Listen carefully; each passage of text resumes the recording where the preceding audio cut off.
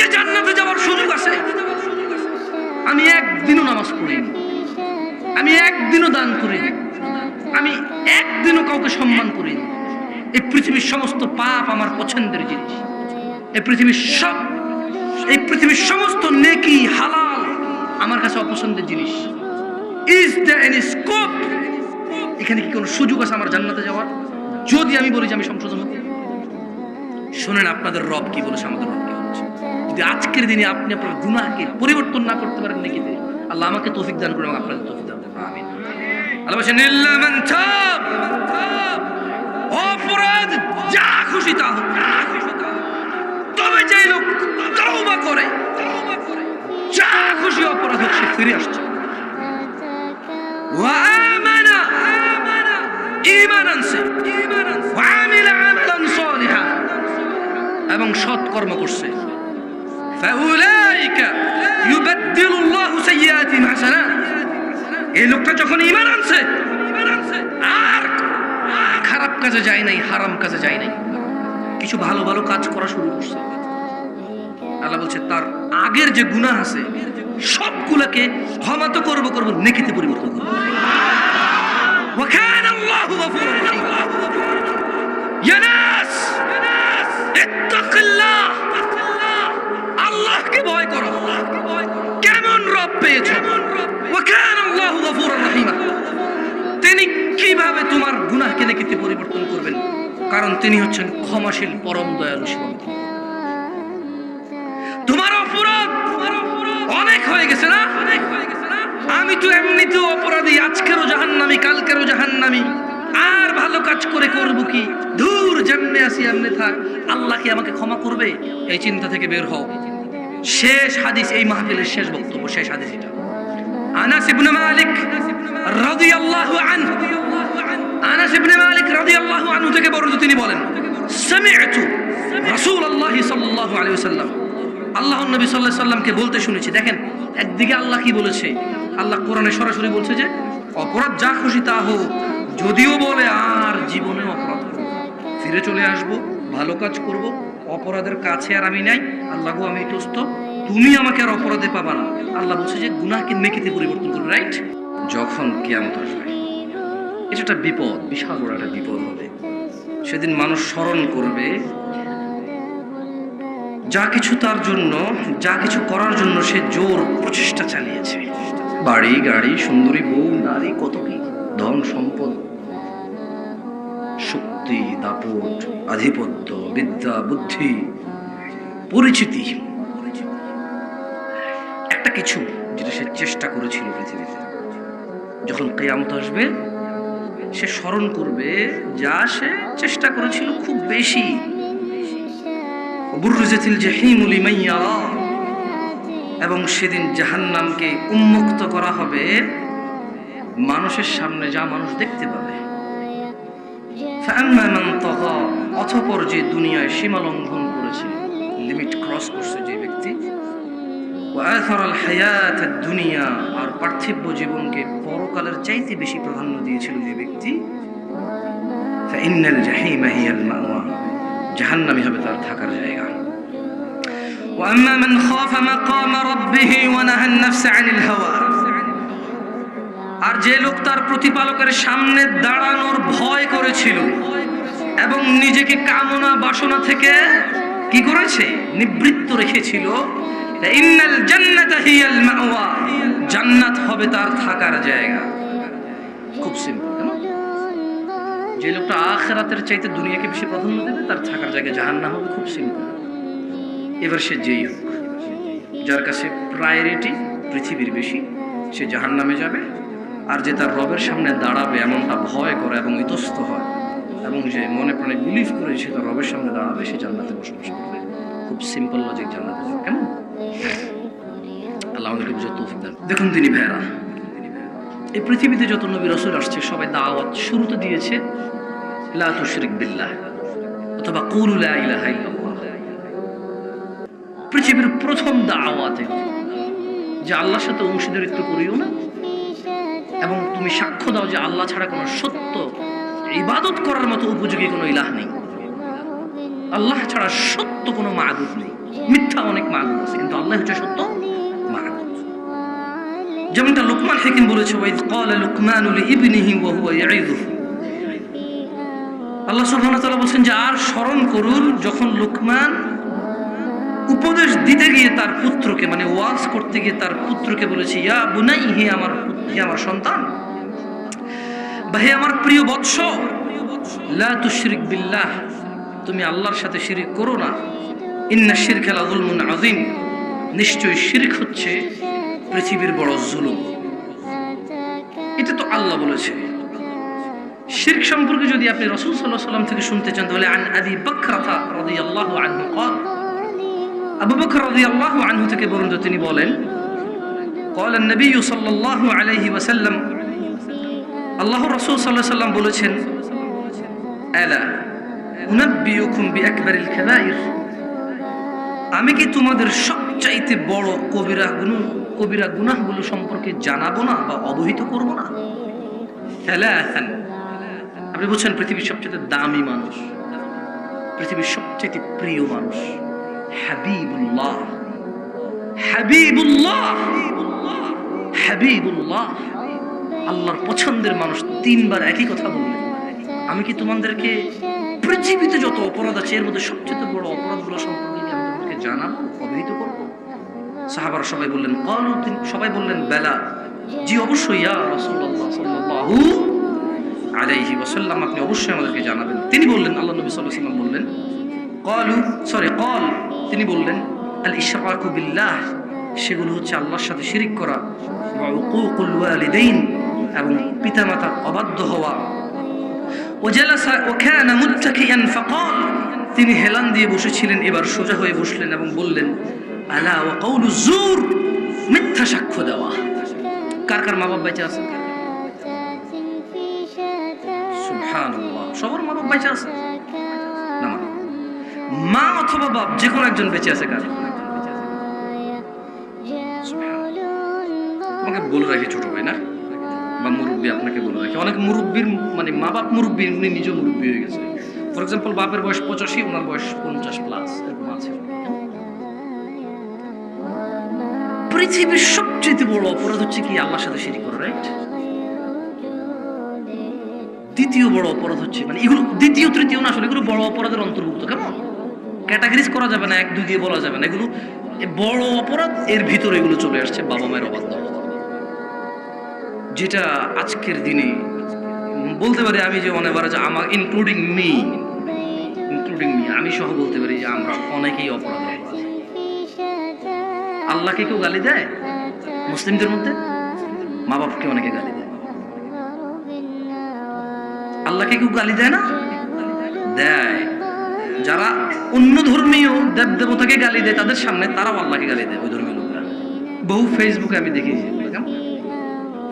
দেখেছি, যে এক নাস্তিক কিছু একটা বলেছে, পিছন দিয়ে যায় মুসলিমরা ওর গ্যারান্টি জানি ইনশাআল্লাহ যে এত হায়াত কেউ পাচ্ছে না। জানি আমি কোন জায়গা থেকে ইউনিক কিছু চলে আসছি, ব্যতিক্রম, যে আমি 1000 বছর নামাজ পড়বো, জিকির করবো, আজকাল না। সো আমি পৃথিবীতে ছোট বা বড় কোনো ফিতনার অংশ আমি হতে চাই না। যদি আমি এটার মধ্যে যুক্ত হয়ে যাই, আমি সরি ভাই, সরি, আমি ভুলে গেছি, আমি চাই না এটা নিয়ে ফিতনা হোক। আমি চাই না কেউ একটা গালি দিক আর এটার রিজন আমি ওকে বাধ্য করি যে আমাকে গালি দিচ্ছে। যে আমাকে গালি দেয় আমি বলি না যে এটা ওর দোষ, আমি বলছি ওকে আমি বাধ্য করছি। আমার বলাই ভুল আছে, আমার উচিতই না, আমার বোঝা উচিত শ্রোতা কেমন, সে অনুযায়ী কথা বলা উচিত। সো আমি এটা ফিল করি। তোমরা এখানে ইউটিউবে বসে বসে কাটছিট করবো, যাও তোমার পরিচিত যত হুজুর আছে সবার থেকে বলবো যে জামশেদ মজুমদার বলছে অ্যাডসেন্স করে বর্তমান পলিসিতে একটা সময় ইউটিউবে এগুলা ইচ্ছা মতো দেওয়া যেত, শুধু ইমেজ আসবে, কেমন তুমি চাইলে কিছু অ্যালাউড করতে পারতো। এখন তো এগুলো তোমার হাতে নাই।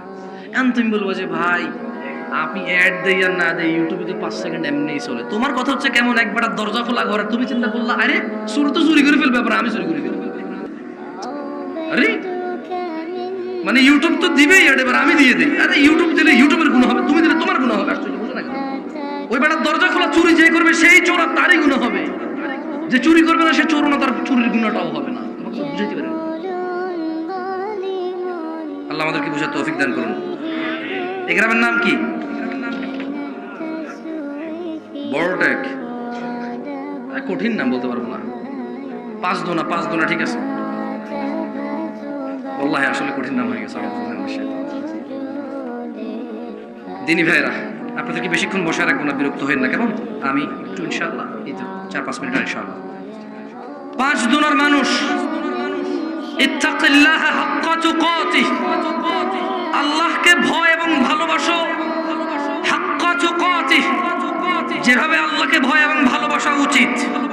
ওয়ালা তামুতুন্না ইল্লা ওয়া আনতুম মুসলিমুন, এবং তোমরা মৃত্যুবরণ করো না মুসলিম হওয়ার পূর্বে।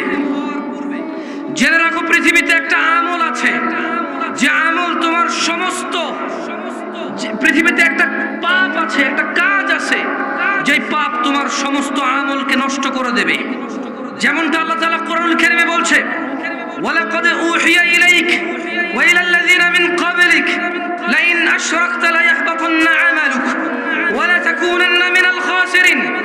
আর আপনার প্রতি ও আপনার পূর্ববর্তী যত নবী রাসূল এসেছে সবার প্রতি অবশ্যই ওহী করা হয়েছে, যদি আপনি শিরক করেন ও মুহাম্মদ সাল্লাল্লাহু আলাইহি সাল্লাম, আল্লাহ বলছে ও মুহাম্মদ ইবনে আব্দুল্লাহ আলাইহিস সালাম, যদি আপনি নিজেও শিরক করেন, লায়াহবাতান্না আমালুক, তাহলে আল্লাহ বলছেন যে আমি আপনারও সমস্ত আমলকে নিষ্ফল করে দেব।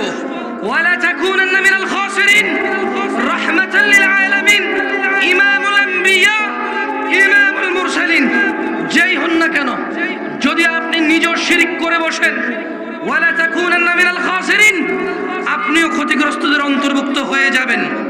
এই বলে তিনি সুবহানাহু ওয়া তাআলা আমাদেরকে সতর্ক করেছেন। ওয়া উম্মতে মুহাম্মাদুর সাল্লাল্লাহু আলাইহি ওয়াসাল্লাম, ইয়া আব্দুল্লাহ, হে আল্লাহর আবেদরা, সতর্ক হন। আল্লাহ নবী সাল্লাল্লাহু আলাইহি সাল্লামের আমল বাতিল করে দেবেন যদি তিনি শিরক করেন। এই কথা দিয়ে আসলে আমাদেরকে বুঝিয়েছেন যে আমাদের রাসূল মুহাম্মদ সাল্লাল্লাহু আলাইহি সাল্লাম, যিনি আল্লাহর কাছে হাবিবুল্লাহ, যিনি শাফায়াত করার সুযোগ পাবেন, যিনি শাফায়াত করার সৌভাগ্য অধিকার করবেন, উনাকে দিয়ে আমাদেরকে বোঝানো হয়েছে যে অপরাধ ক্ষমা হবার নয়। 5 দুনার মানুষের উচিত সেই অপরাধ সম্পর্কে আজকে থেকেই সতর্ক হওয়া এবং অন্যকে সতর্ক করা।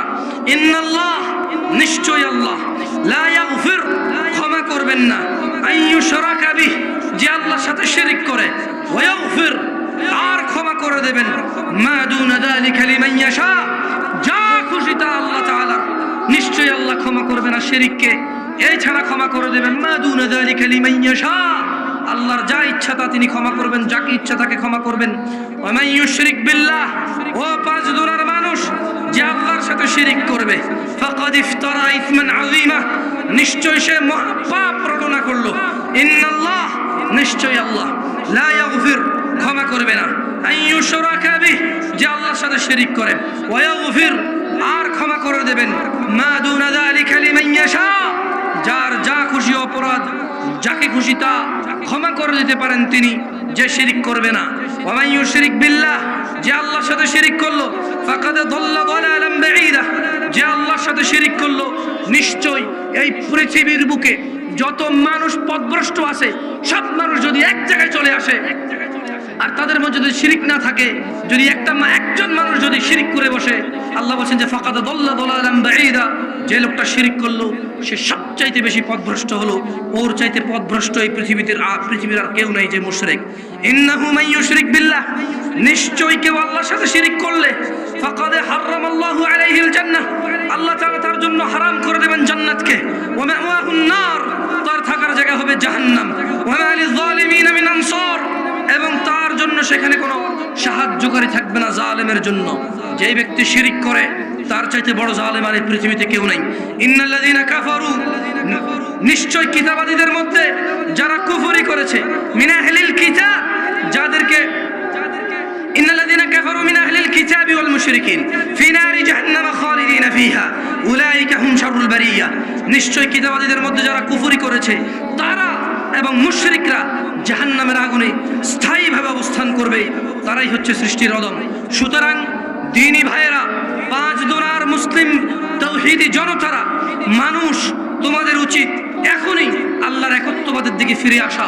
এই পৃথিবীতে যত শিরক আছে কথার এবং কাজের, ছোট এবং বড়, সবকিছু থেকে নিজেকে মুক্ত করা।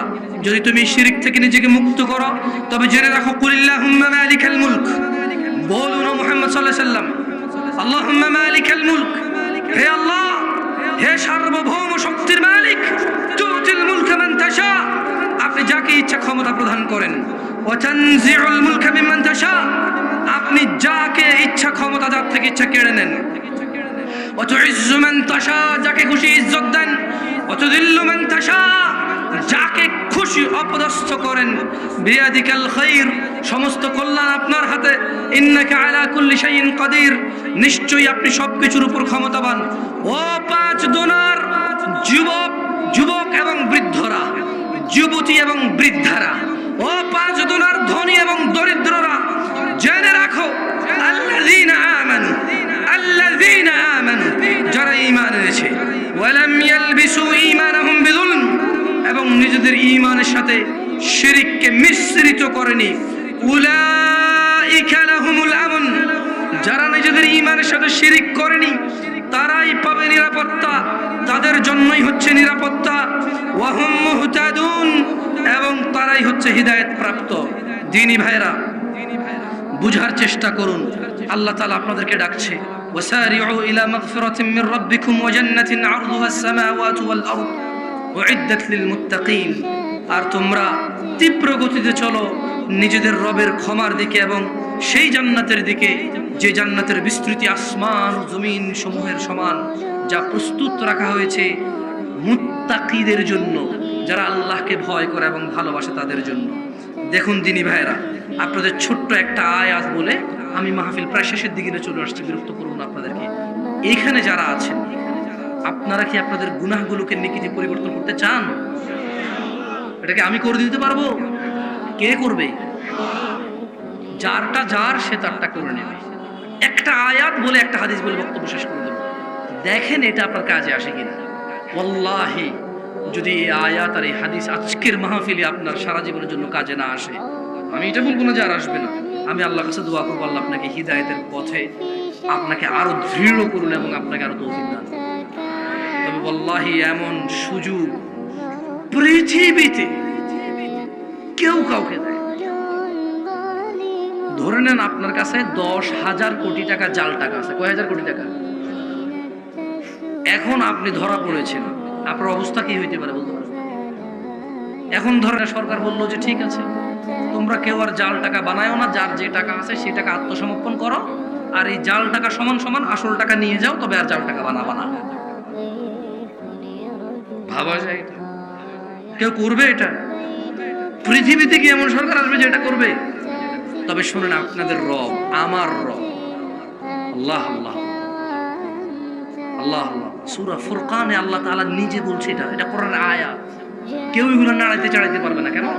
আর আমি কোনো ওই যে ব্যাখ্যাতে তাফসিরে যাচ্ছি না, শুধু অনুবাদ বলতেছি। আল্লাহ বলছে, ওকে, এটা সিস্টেম নিয়ম চিনে বলতেছি। হ্যাঁ, জেনা না, মদ, দুনিয়ার যত পাপ সব এভাবে, রাইট?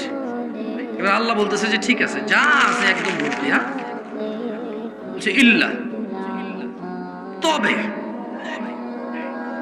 আচ্ছা, এখন এই যে এই পৃথিবী, মনে করেন যে লোকটা 50টা মহিলার সাথে জানা করেছে, 100টা মহিলার সাথে জানা করেছে, রাইট?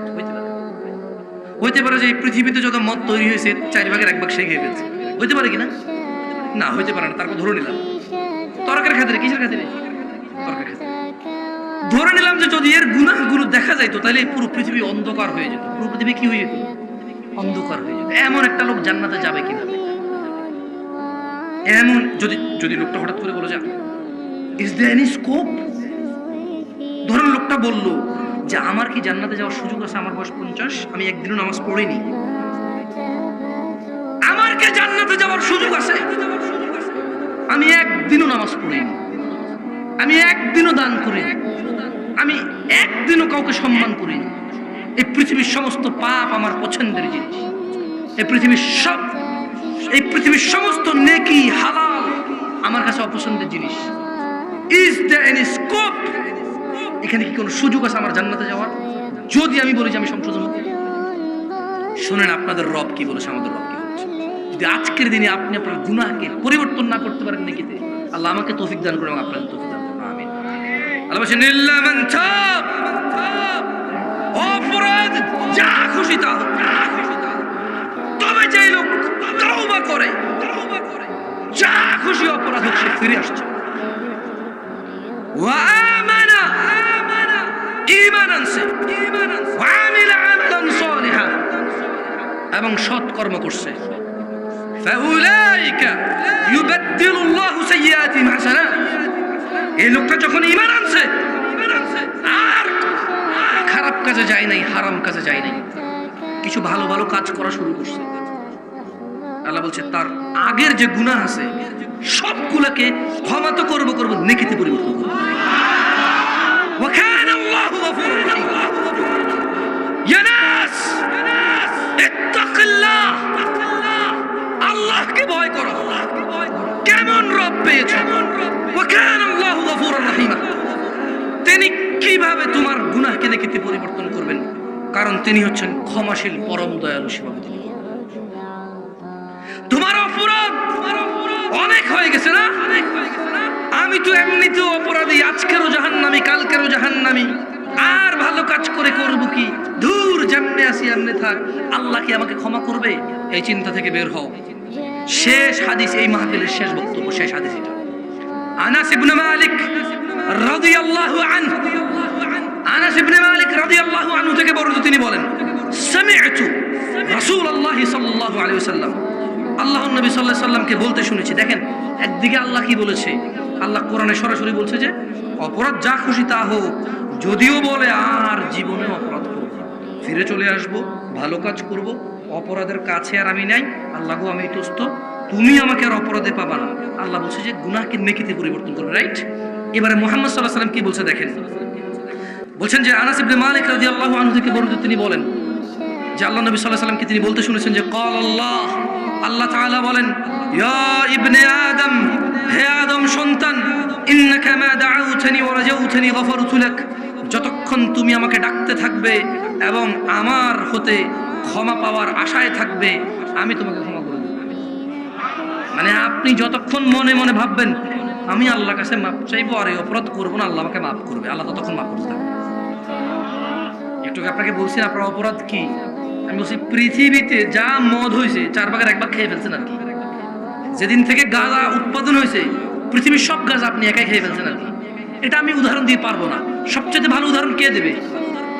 দেখেন আল্লাহ কি বলতেছে, বলছেন জাআলা মা কানা ফিকা ওয়ালা উবালি, তোমার গুনাহ যতই হোক না কেন এতে কোনো পরোয়া করব না, তোমাকে মাফ করে দেব যদি ক্ষমা চাও, ক্ষমার আশা করো।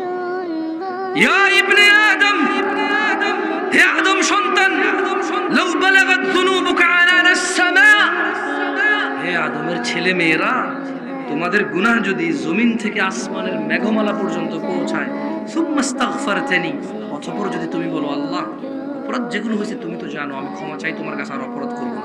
আল্লাহ বলছেন যে গফরতু লাক, যদি ক্ষমা চাও ক্ষমা করে দেব, আকাশের মেঘমালা পর্যন্ত গুনাহ পৌঁছে গেলে ক্ষমা চাইলে ক্ষমা করে দেব।